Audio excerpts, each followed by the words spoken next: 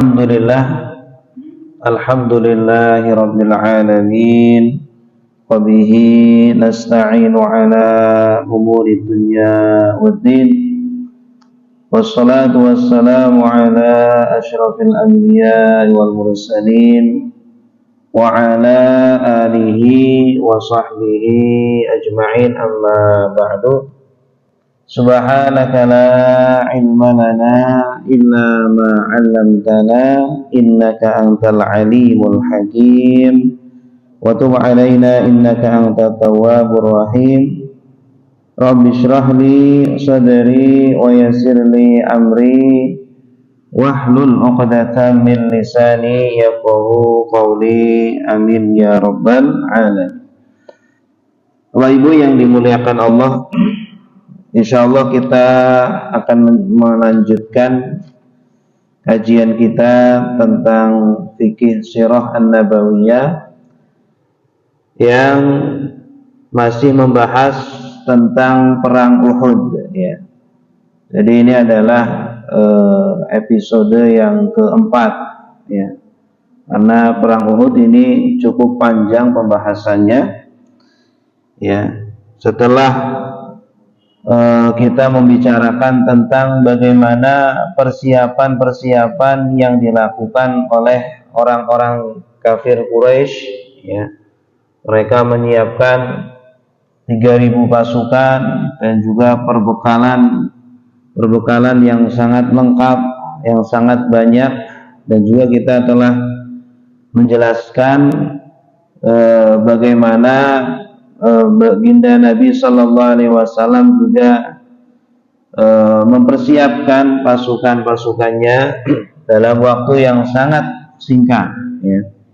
Ada sekitar 1.000 pasukan dari kaum muslimin ya, dan ada beberapa kemudian juga beliau bermusyawarah dengan para sahabat apakah harus berperang di dalam kota Madinah atau di luar Madinah, yang akhirnya kemudian disepakati bahwa mereka akan berperang di luar Madinah. Nah, Bapak Ibu yang dimuliakan Allah, ada kisah yang unik ya dalam persiapan perang Uhud ini. Di antaranya adalah kisah sahabat mulia Usairim. Usairim ini dulu sangat benci sekali terhadap Islam. Ya, apalagi kepada Nabi Muhammad sallallahu alaihi wasallam. Bisa dikatakan orang yang paling dibenci oleh Usairim adalah baginda Nabi sallallahu alaihi wasallam ya. Bahkan saking bencinya Usairim ini memprovokasi kaumnya ya, agar tidak ada di antara kaumnya yang masuk Islam. Ya, dijelek-jelekanlah Islam, dijelek-jelekanlah tentang Nabi Muhammad, ya, sampai agar tidak ada satupun dari kaumnya yang masuk Islam. Tapi kemudian ya, yang namanya hidayah ketika akan sampai tidak ada yang bisa menolaknya, tidak ada yang bisa membendungnya. Sampai kemudian Usairim ini masuk Islam ya, dan begitu masuk Islam ada seruan jihad ya, dia langsung ikut ya, dia langsung bersemangat untuk ikut serta bersama Rasulullah Sallallahu Alaihi Wasallam ya. Sampai-sampai kemudian ya, Usairim ini saking mu'alafnya ya, dia belum sempat sholat, belum pernah sholat, belum pernah puasa, belum pernah ya menjalankan syariat-syariat di dalam Islam ya. Nah, kemudian beliau mati syahid di medan perang Uhud, Usairim.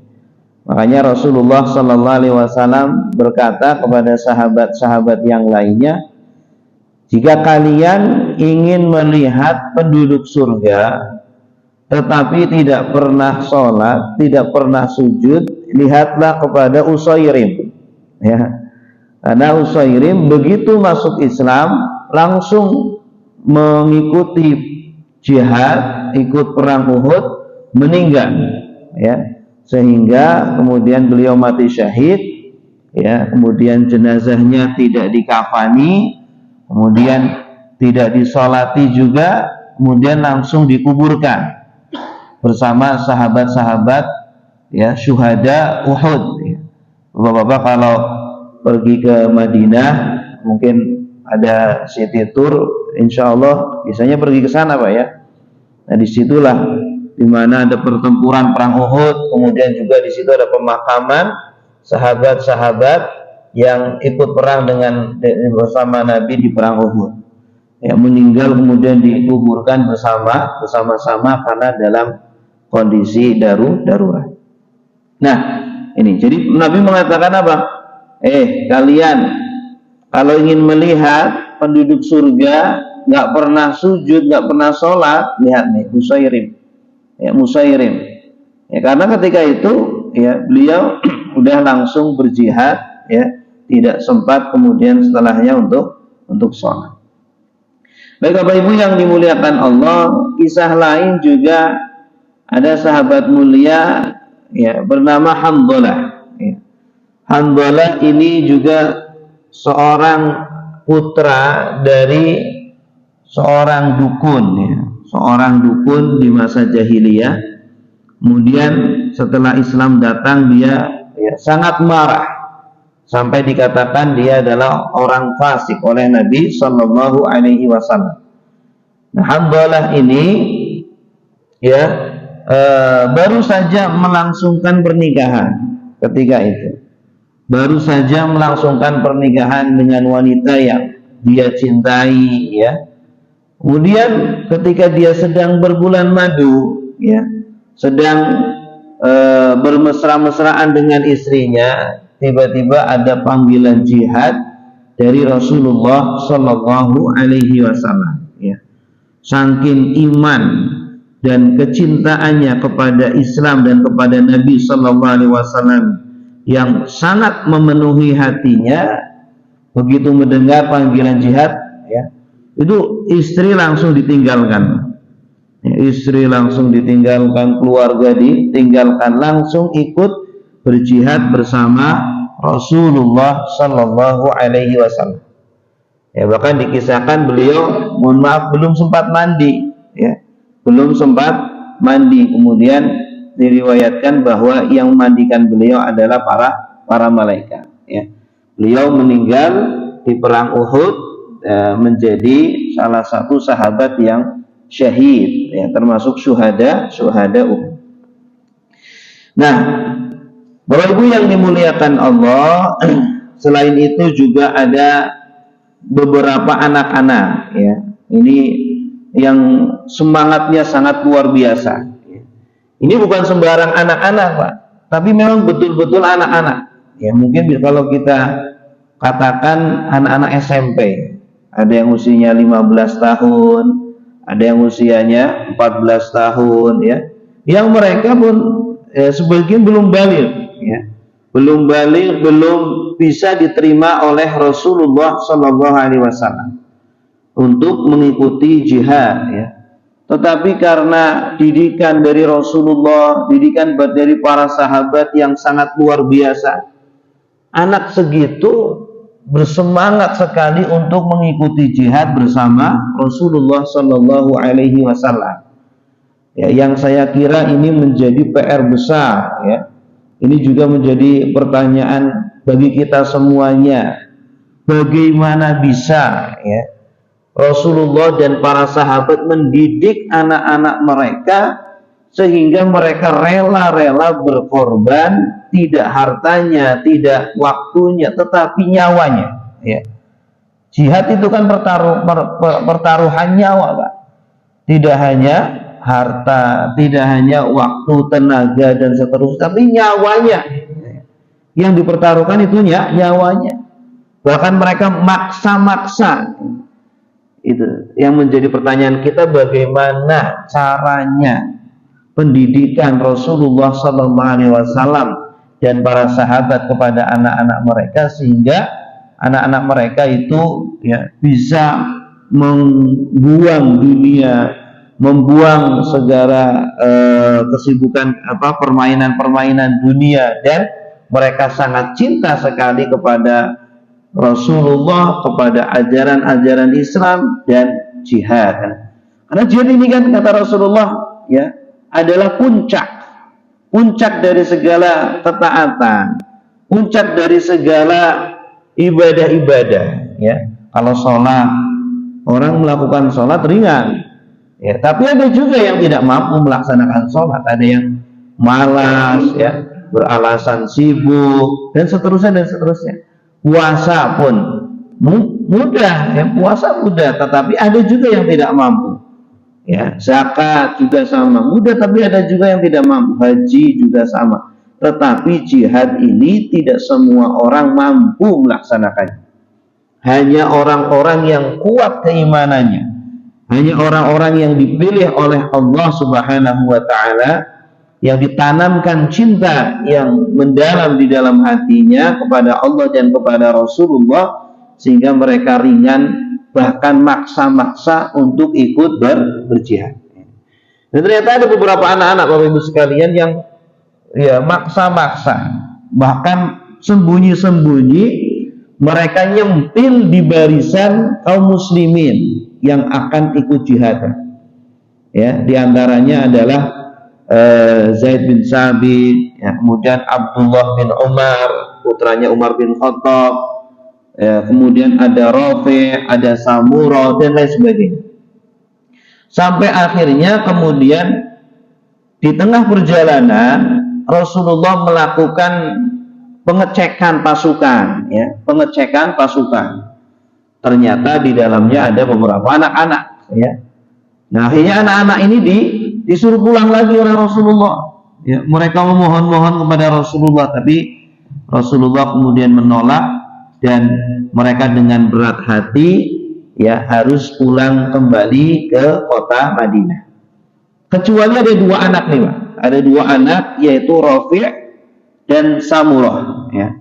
Rafi' ini beralasan ya kepada Rasulullah sallallahu alaihi wasallam, "Wahai Rasul, saya ini walaupun anak-anak, walaupun usianya masih belasan tahun, tapi saya itu pandai memanah gitu. Saya kalau mana itu nggak pernah meleset ya, selalu pas tepat kena sasaran ya. Kalau nggak percaya coba aja."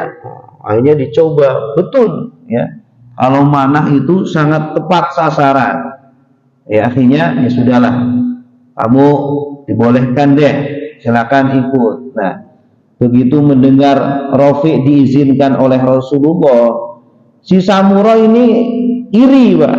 Samura ya, ini iri, tapi iri dalam kebaikan ya. Rasul, masa si Rafi' diizinkan, saya nggak diizinkan? Padahal saya itu kalau gulat sama si Rafi', kalau saya duel sama si Rafi' kalah. Rafi' kalah, saya pasti menang. Oh, masa sih? Ya, apa namanya? Ya kira-kira seperti itulah. Akhirnya Rasulullah minta keduanya gulat. Ya, duel. Oke, kalau gitu buktikan. Silakan kalian berdua duel. Siapa yang menang? Benar, duel keduanya. Gulat ya. Ternyata betul Samura bisa mengalahkan Rafi' ya. Bisa mengalahkan Rafi'. Akhirnya ya sudahlah, Samura kamu juga ikut. Nah, ini dua pemuda yang usianya masih anak-anak SMP, tapi semangatnya dan cintanya kepada Nabi, kepada Allah luar biasa, sehingga diizinkan untuk masuk ikut perang Uhud. Bapak Ibu yang dimuliakan Allah ya. Kemudian Rasulullah Shallallahu Alaihi Wasallam melanjutkan perjalanannya. Nah, di tengah perjalanan ini kira-kira terjadi pada hari Jumat ya.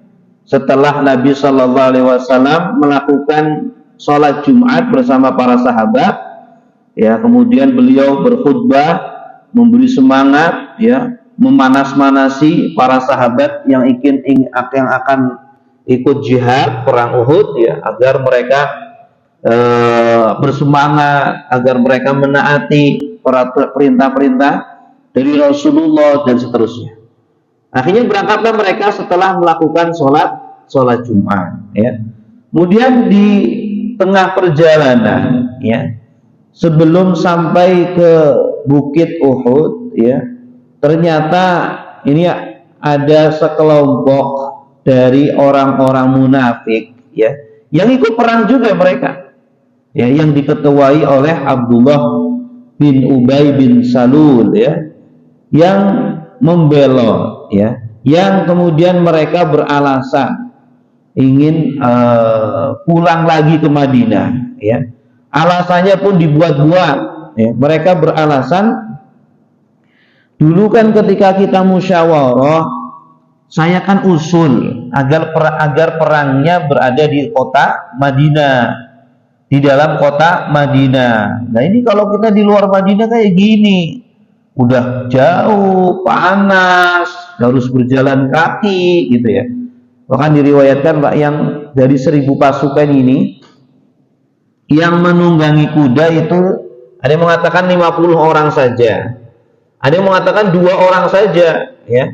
Ini kan berat, ya, perjalanan yang berat, jalan kaki gitu ya. Akhirnya mereka orang-orang munafik, ya, dikomandai oleh Abdullah bin Ubay bin Salul, ya, beralasan, ini kalau kayak gini saya nggak mau ikut perang, ya, saya nggak ikut perang. Kenapa? Karena usul saya ditolak. Ini juga usulnya Rasulullah, ya. Jadi usul Rasulullah itu kan di dalam kota Madinah. Kenapa di dalam kota Madinah? Karena ini kalau melihat dari strategi perang, ya, kalau kita berperang di kota Madinah itu lebih menguntungkan kaum muslimin. Ya, peluang untuk menangnya itu lebih besar daripada di luar kota Madinah, ya. Kalau di luar kota Madinah, ya, ada menang, ada kemungkinan menang, tapi lebih lebih besar kalau di dalam kota Madinah. Tetapi ada mayoritas dari sahabat, ya, yang nggak mau dikatakan pengecut, ya. Mereka memang menunggu-nunggu, Pak. Dari dulu menunggu-nunggu ingin jihad, ya, ingin berperang. Dan kalau di dalam kota Madinah, nanti di luar sana orang-orang kafir, ya, akan mengolok-ngolok kepada kita, kepada kaum muslimin. Kaum muslimin beraninya kalau perang di kandang saja, kalau perang beraninya di dalam kota Madinah. Ayo keluar dong, gitu. Takutnya nanti ada omongan-omongan seperti itu. Akhirnya apa? Mayoritas sahabat, terutama yang tidak ikut perang Badar, ya, diantaranya Hamzah yang paling getol, sampai beliau mengatakan, wallahi saya nggak akan makan sampai pedang ini memakan korbannya, sampai pedang ini memakan korbannya Hamzah, karena memang beliau singa padang pasir itu, ya. Sampai nanti akhirnya di perang Uhud pun beliau banyak sekali membunuh, ya, para pasukan orang-orang kafir. Akhirnya karena hasil musyawarahnya mayoritas sahabat memilih di luar kota Madinah, akhirnya apa? Nabi harus mengikuti apa? Hasil musyawarah, ya. Nah, Abdullah bin Ubay bin Salul itu usulnya di dalam kota Madinah, bukan karena ngikuti Rasulullah, bukan karena memang strategi di dalam kota Madinah lebih menguntungkan, bukan, tetapi karena males, ya, karena males, tidak mau jalan jauh, tidak mau susah payah dan seterusnya, bukan karena sesuai dengan perintah Rasulullah, ya. Tapi kemudian ketika di tengah perjalanan, ya, dia beralasan, ya, ini kan bukan usulnya Rasulullah ini. Kita kan orang-orang tua kan mengusulkan agar perangnya di dalam kota Madinah. Loh, kalau nggak ngikutin usul Rasulullah, saya nggak mau lah. Begitu. Jadi hanya beralasan saja, padahal ingin menuruti hawa nafsunya. Saking bahayanya ucapan Abdullah bin Ubay bin Salul ini, Pak. Saking apa istilahnya, ya, rayuan maut gitulah, ya. Sampai ketika itu dari 1000 pasukan itu 300 pasukan pulang lagi, ya, sepertiga pasukan kaum muslimin pulang lagi, ya, dan menunjukkan, dan ini dalam Al-Quran pun dijelaskan bahwa 300 pasukan itu memang mereka adalah orang-orang munafik, ya, orang-orang munafik, ya, dan memang sudah mereka rencanakan mereka akan melakukan itu, ya. Seharusnya lebih baik kan kalau mereka tidak niat perang, lebih baik dari awal jangan ikut perang, karena akan mempengaruhi sahabat-sahabat yang lainnya, gitu ya. Karena ternyata ketika itu pun ada beberapa dari kabilah-kabilah yang lainnya, dari Aus, dari Khazraj, ya, hampir terpancing, tergoda untuk pulang juga karena rayuan maut dari Abdullah bin Ubay bin Salul, gitu ya. Ini Abdullah bin Ubay bin Salul memang sengaja, kalau ada kayak gini, Pak, umpamakanlah kita ngelamar perempuan untuk kita nikahi, ya. Sebenarnya perempuan ini nggak suka sama kita, nggak ada niat ingin menikah dengan kita, ya, tapi dia pura-pura mau, ya. Akhirnya kita persiapan nih, beli cincin, beli mas kawin, beli peralatan, udah sewa tempat, sewa macam-macam. Menjelang hari H sudah disiapkan semuanya, undangan sudah disebar, tiba-tiba bilang gagal. Kira-kira gimana, Pak? Wow, kecewa luar biasa. Nah, ini orang-orang munafik ini, ya, wanita ini harusnya kalau nggak mau kan dari awal tolak aja langsung ketika lamaran. Aduh, saya mohon maaf, gak bisa menerima lamaran Anda, ya. Kalau kayak gini kan lebih enak kalau di awal sudah menolak, sehingga laki-laki ini tidak perlu persiapan ini, persiapan itu, gitu ya. Malu lah, undangan sudah disebar. Dan ini orang munafik kayak gitu, ya. Harusnya kalau memang nggak niat perangnya sudah dari awal saja, tidak usah ikut perang, tapi sengaja mereka, ya, ikut perang dulu. Apa, ayo ikut perang dulu, nanti di tengah perjalanan kita bikin onar, kita belot agar yang lain itu, ya, juga ikut kembali. Nah ini orang-orang munafik, ya. Jadi memang orang-orang munafik ini sudah sudah dicap oleh Allah di dalam perang Uhud ini, bahwa ketidakikutsertaan mereka, ya, di dalam perang Uhud justru memberikan manfaat bagi kaum muslimin. Kalau mereka terus ikut, justru malah nanti akan lebih berbahaya, ya, akan lebih mengacaukan barisan kaum muslimin, ya, justru malah akan mengacaukan. Nah, disinilah kemudian Rasulullah, ya, atau Allah, ya, Allah menyaring di antara sahabat-sahabatnya siapa yang benar-benar setia, siapa yang benar-benar serius bersungguh-sungguh untuk ikut jihad bersama Rasulullah Shallallahu Alaihi Wasallam. Ya, bahkan makanya diriwayatkan pasukan yang berkuda yang asalnya 50 tinggal 2. Ya, karena dimungkinkan ini yang 48 itu orang-orang munafik yang berangkatnya pakai kuda. Di dalam surah Ali Imran juga dijelaskan, waliya'lamal ladzina nafaqu wa qila lahum ta'alu qatilu fi sabilillahi aw idfa'u qalu law na'lamu qitalan lattaba'nahum hum lil kufri yawma idzin aqrabu minhum lil iman yaquluna bi afwahihim ma laysa fi qulubihim wallahu a'lamu bima yaqulun. Ya, kenapa kemudian Allah menjadikan mereka orang-orang munafik, ya, pulang lagi? Memang justru tujuannya begitu, agar, ya, Allah bisa menampakkan kepada Nabi dan para sahabat siapa orang-orang munafik di antara mereka, ya.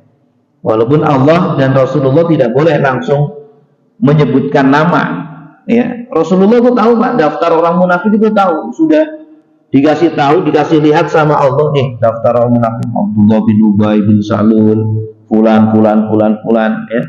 Dan cuma sahabat Hudzaifah yang dikasih tahu.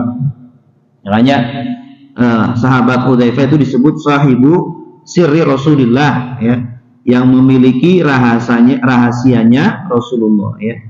Nah, namun sahabat yang lain nggak ada yang tahu. Tapi mereka dikasih ciri-ciri lah, ya, dikasih kode-kode yang seperti ini orang-orang munafik.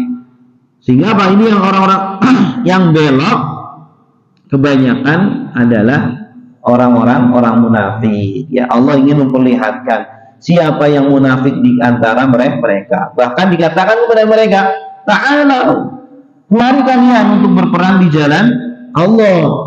Mereka apa beralasan? Qalu law na'lamu qitalan. Kalau kami bisa perang, kalau kami tahu perang, pasti kami ikut wahai Rasulullah. Kami nggak bisa perang. Kami nggak mampu berperang, ya. Ini alasan mereka. Maka pada hari itu mereka itu lebih dekat kepada kekafiran daripada keimanan. Mereka berkata dengan mulut-mulut mereka yang tidak ada di dalam hati mereka, dan Allah lebih tahu terhadap apa yang mereka sembunyikan. Baik Bapak Ibu yang dimuliakan Allah, kemudian selanjutnya, ya, Nabi melanjutkan perjalanan sampai kemudian beliau bertanya kepada para sahabat, ya, mana jalan yang paling cepat untuk sampai di Bukit Uhud, ya. Akhirnya dikasih tahu oleh beberapa sahabat, lewat sini wahai Rasulullah. Akhirnya kemudian Rasulullah mengikuti jalan tersebut, tetapi harus melewati sebuah kebun, ya, sebuah kebun yang ini milik orang munafik ternyata, ya. Hanya begitu begitu Rasulullah dan pasukannya melewati kebun tersebut, orang munafik yang orangnya buta, ya, melarang. Kalian siapa? Ya, kami pasukannya Rasulullah, kaum muslimin. Oh, akhirnya dilemparin sama pasir itu, Pak. Orang buta ini, jangan, nggak boleh. Kalian nggak boleh ngelewatin kebun kita, ya. Orang munafik ini. Nah, akhirnya Rasulullah tetap melewati kebun tersebut karena ini kemaslahatan umum, ya, harus segera sampai di Bukit Uhud. Nah, kemudian terus Rasulullah dan para sahabat melanjutkan perjalanannya sampai di Bukit Uhud ketika itu subuh hari Sabtu, ya. Jadi berangkat Jumat sore atau Jumat siang setelah sholat Jumat, kemudian sampai di Bukit Uhud itu subuh hari Sabtunya. Coba bayangkan perjalanan yang cukup lama begitu, ya, dari kota Madinah ke Bukit Uhud tersebut. Nah, sampai di sana kemudian Rasulullah sudah melihat pasukan orang-orang kafir. Tenda-tendanya, bendera-benderanya, orang-orang sudah kelihatan dari jauh, Pak. Wah, itu di sana tuh orang-orang kafir, ya, sudah sampai di sana. Memang mereka sudah datang awal lebih dulu, ya. Nah, mereka sudah cari tempat yang menurut mereka itu strategis, ya. Nah, kemudian Rasulullah pun kemudian mencari tempat yang dikira ini lebih baik, ya. Dan disinilah kemudian kita akan melihat bagaimana kecerdikan dan kepandaian Rasulullah dalam menyusun strategi perang, ya. Kalau kita membaca sejarah sirah, ya, terutama dalam perang Uhud ini Rasulullah Masya Allah, ya, dalam memasang pasukan perang yang kalau dibaca oleh orang-orang ahli perang di zaman sekarang ini luar biasa. Rasulullah menunjukkan beliau itu orang yang sangat cerdas, sangat cerdik dalam menyusun strategi perang. Ya, jadi kalau kita lihat Bukit Uhud itu, Pak, itu kan bukitnya kan banyak. Bukitnya banyak. Nah, Rasulullah menjadikan orang kafir itu di depan mereka, ya. Kemudian kota Madinah di belakang kaum muslimin, ya. Kemudian Rasulullah memasang ada beberapa pasukan yang ada di bukit. Nanti namanya bukit ini dinamakan Bukit Rumat, bukit para pemanah, ya. Ada sekitar 50-an dari sahabat yang dipasang di sana, ya, yang diketuai oleh Zubair, ya, untuk berjaga-jaga di sana untuk menjaga agar tidak ada orang kafir yang menyerang kaum muslimin dari belakang, itu, ya. Karena gimana, ya, kalau lebih gampangnya langsung dilihatkan gambarannya seperti apa. Jadi kaum muslimin itu di depan mereka, sehingga orang kafir di depannya, ini mereka itu kalau mau menyerang dari belakang tidak bisa karena ada para pemanah-pemanah. Ya, kemudian orang kafir ini sudah dikunci sama Rasulullah. Mereka tidak bisa maju, tidak bisa mundur. Ya, kalau mereka kalah, mereka nggak bisa mundur karena sudah ditutup. Kalau mereka menang, mau maju, pun mereka ada pasukan-pasukan memanah, nggak bisa mereka kemudian dengan leluasa menyerang Rasulullah dan para sahabat. Intinya strategi perang yang sangat luar biasa, ya. Dan Rasulullah kemudian berwasiat kepada para pasukan-pasukan pemanah terutama, kalian jangan sekali-kali turun walaupun kalian sudah melihat kita itu menang, walaupun kalian sudah melihat pasukan-pasukan kafir itu pada kalah. Bahkan dalam satu riwayat dikatakan walaupun ada burung-burung elang yang sudah memakani ya pasukan-pasukan kafir, kalian tetap di atas bukit sampai datang utusan kepada kalian untuk memerintahkan kalian turun dari bukit Uhud ini, ya, bukit Rumat ini. Gitu. Nah, ini pesan Rasulullah Shallallahu Alaihi Wasallam. Kemudian dipasanglah ada pasukan-pasukan yang sebelah kanan, ya, pasukan sayap kanan, sayap kiri itu sudah direncanakan dengan matang oleh Rasulullah Shallallahu Alaihi Wasallam. Kemudian ada sebuah peristiwa, ya, Rasulullah menawarkan pedangnya, mengangkat pedangnya dan mengatakan siapa ya yang ingin pedang ini, siapa yang menginginkan menunaikan hak pedang ini. Para sahabat pada berebut, Pak, ya. Bagaimana nggak berebut, karena ini pedangnya Rasulullah Sallallahu Alaihi Wasallam. Siapa yang mau menunaikan haknya pedang ini? Oh ya, para sahabat berebut. Nggak ada yang dikasih, nggak ada yang dikasih kecuali Abu Dujanah, ya. Abu Dujanah nanti akan diceritakan bagaimana kesatrianya Abu Dujanah. Abu Dujanah sebelum meminta pedang itu bertanya kepada Rasulullah, wahai Rasulullah, apa hak pedang itu? Apa hak pedang itu? Dan hak pedang itu adalah apa? Membunuhi leher-leher orang-orang kafir, ya. Nah, begitu Abu Dujanah menanyakan pertanyaan itu dan dijawab oleh Rasulullah langsung memberikan kepada Abu Dujanah, ya. Kenapa kok yang lain nggak dikasih? Padahal di situ banyak sahabat-sahabat besar. Karena apa? Karena Rasulullah hanya ingin memberikan kepada orang yang memang tahu apa hak pedang itu, tidak asal minta saja, gitu ya. Tidak asal berebut, ini Rasulullah saya aja, buat saya, enggak. Tapi harus tahu apa haknya dulu. Jangan asal minta saja. Nah, akhirnya Abu Dujanah ini disuruh maju, ya, dengan berjalan yang kayak orang sombong gitu, Pak.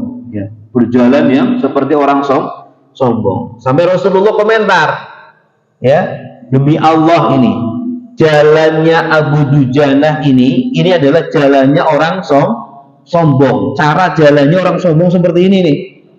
Seandainya ini bukan di dalam peperangan, sungguh ini haram. Sungguh jalan yang seperti ini haram. Tapi karena ini dalam peperangan, ya, berjalan dengan cara sombong seperti itu di hadapan musuh itu boleh.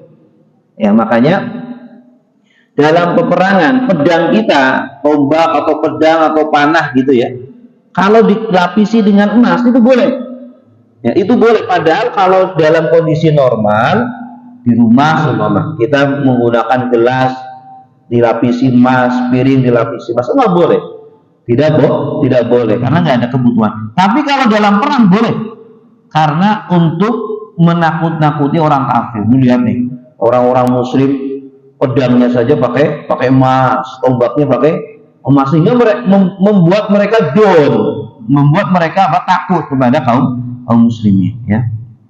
Nah, akhirnya kemudian Abu Dujanah mengambil pedang tersebut, kemudian nanti bahkan kemudian beliau mengeluarkan ada apa namanya kain yang berwarna merah, kemudian beliau ikatkan di kepalanya, ya, yang menunjukkan bahwa beliau sudah siap mati. Ya. Kain merah itu menunjukkan, yang beliau ikatkan di kepalanya, beliau sudah siap mati. Ya, perang ini memang yang dicari oleh beliau adalah mati, yang dicari oleh Abu Dujana. Nanti akhirnya beliau, masya Allah, ya, membunuh banyak sekali dari orang-orang kafir, ya, walaupun kemudian akhirnya mati syahid. Baik Bapak Ibu yang dimuliakan Allah, akhirnya kemudian berlangsunglah peperangan yang sangat panas, ya. Awal-awal ada dua babak ini, perang Uhud itu ada dua babak. Babak pertama, kaum muslimin dengan sangat mudah mengalahkan orang-orang kafir, ya. Sampai orang-orang kafir itu kocar-kacir, ya, mereka pada lari. Wah, pokoknya pasukan mereka betul-betul dibuat terpukul oleh pasukan muslimin. Padahal jumlah kaum muslimin hanya 700 dan jumlah orang kafir 3000. Ini gimana? Masuk akal nggak?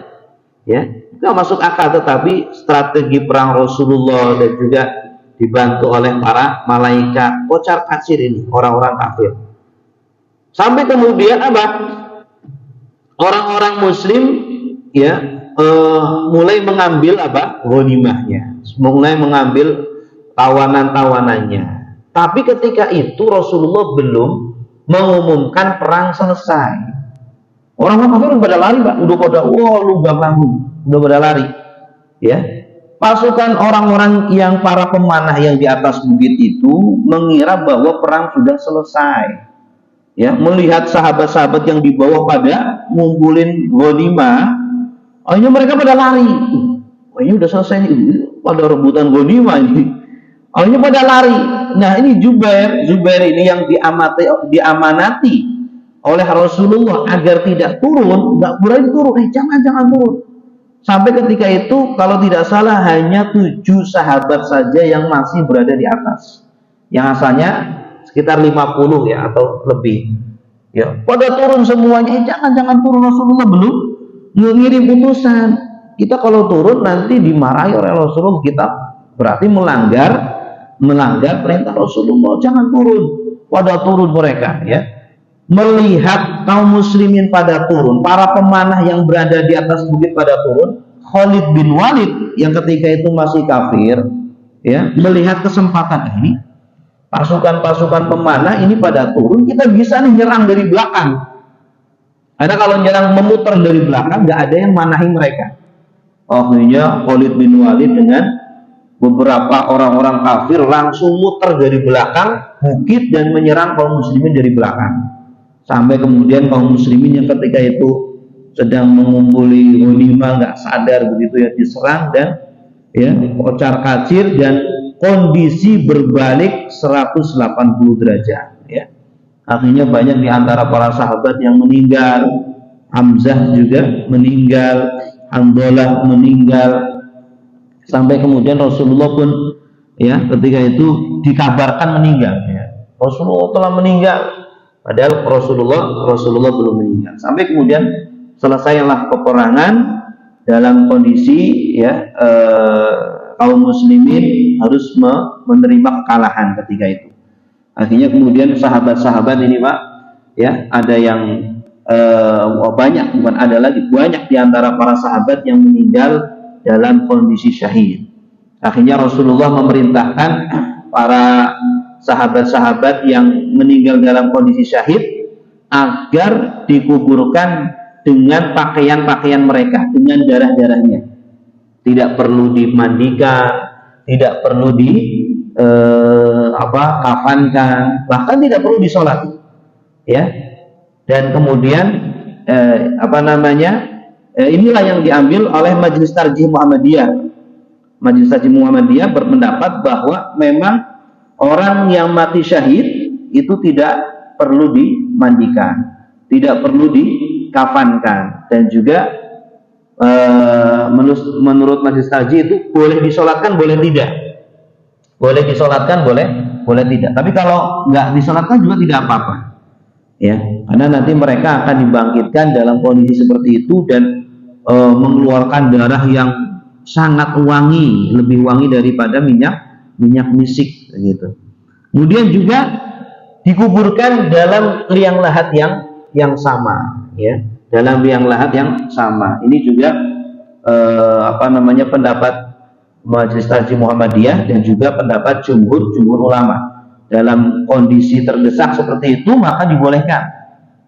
Kecuali kalau dalam kondisi normal. Kalau dalam kondisi normal harus satu-satu, kuburan satu-satu. Tapi kalau dalam kondisi terdesak seperti itu maka boleh dibarengkan. Kemudian apa? Siapa yang paling berhak dibawa? Itu yang paling banyak hafalan Al-Qur'annya. Nabi nanya, siapa yang paling banyak hafalan Qur'annya? Taruh di paling bawah, baru nanti di atas dan seterusnya. Baik Bapak Ibu yang dimuliakan Allah, inilah berkaitan dengan perang Uhud, ya. Ada beberapa hikmah-hikmah ya yang bisa kita ambil. Saya singkat saja bacakan.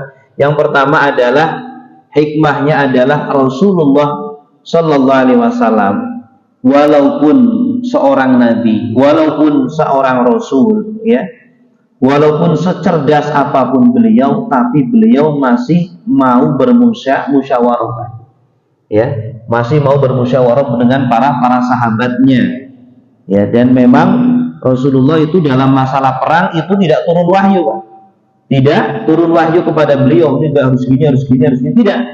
Tetapi murni atas dasar pemikiran dan ijtihad dari beliau dan juga para sahabat, ya.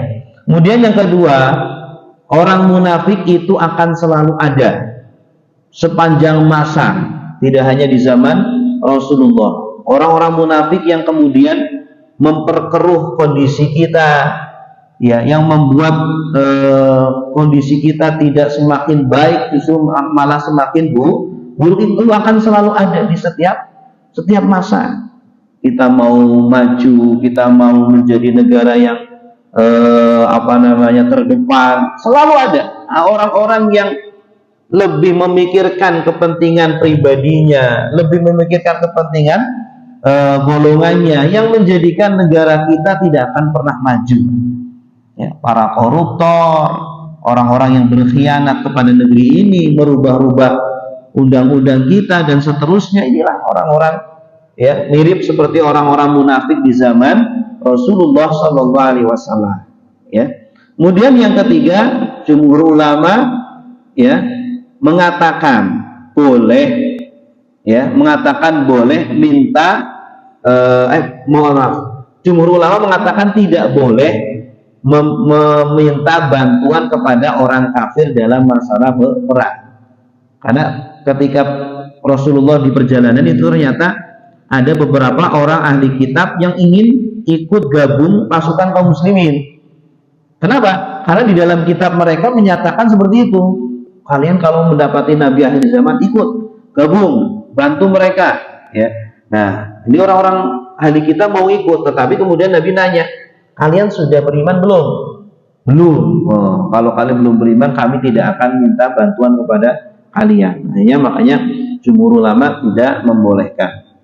Kemudian sikap Rafi' dan Samurah, kita lihat bagaimana kesatriannya dan pemberaninya Rafi' dan Samurah.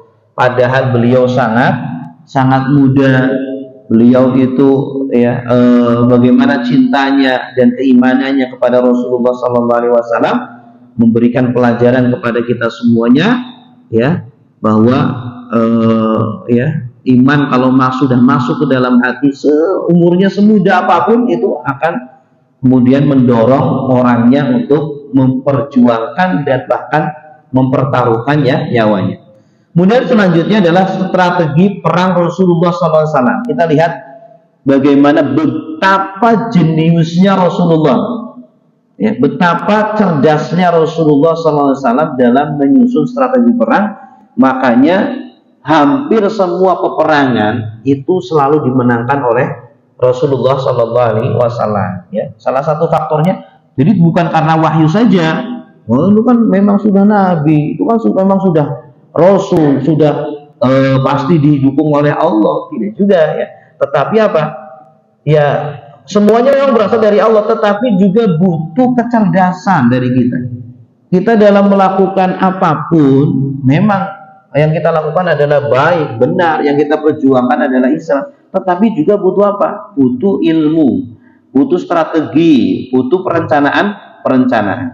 Kemudian selanjutnya adalah jalannya Abu Dujana. Tadi saya katakan Abu Dujana itu berjalan dengan cara jalannya orang sombong. Kalau dilakukan di luar perang itu haram, tidak boleh. Tetapi karena ini di dalam perang, ya ini dikecualikan, boleh, silahkan. Sebagaimana apa? Ya, ada beberapa hal pedang dilapisi dengan emas itu diperbolehkan dalam perang, tapi di luar perang tidak boleh. Ya. Kemudian yang ketujuh, bahayanya kesalahan segelintir orang dalam satu kelompok, Pak. Hati-hati, hanya gara-gara segelintir puluhan sahabat saja yang menyalahi perintah Rasulullah ini, para pasukan pemanah ini, padahal beberapa saja yang menyalahi perintah Rasulullah, gara-gara mereka itu akhirnya seluruh kaum muslimin harus menelan kekalahan. Kita pun sama, terkadang kita bersama-sama hanya gara-gara kesalahan beberapa segelintir dari kita kemudian menjadikan perjuangan kita kemudian tidak berhasil, ya. Baik Bapak Ibu yang dimuliakan Allah, itulah yang bisa kita sampaikan berkaitan dengan perang Uhud, ya, dan juga hikmah-hikmah, pelajaran-pelajaran yang bisa kita ambil dari perang tersebut. Insyaallah nanti kita lanjutkan pertemuan berikutnya dengan perang Ar-Raji', ya, kemudian Bi'ru Ma'unah dan lain sebagainya. Ada yang mau ditanyakan? Tidak ada, ya. Alhamdulillah Rabbil Alamin. Mari kita tutup dengan doa kafaratul majlis. Subhanakallahumma wa bihamdika asyhadu an la ilaha illa anta astaghfiruka wa atubu ilaik. Wassalamualaikum warahmatullahi wabarakatuh.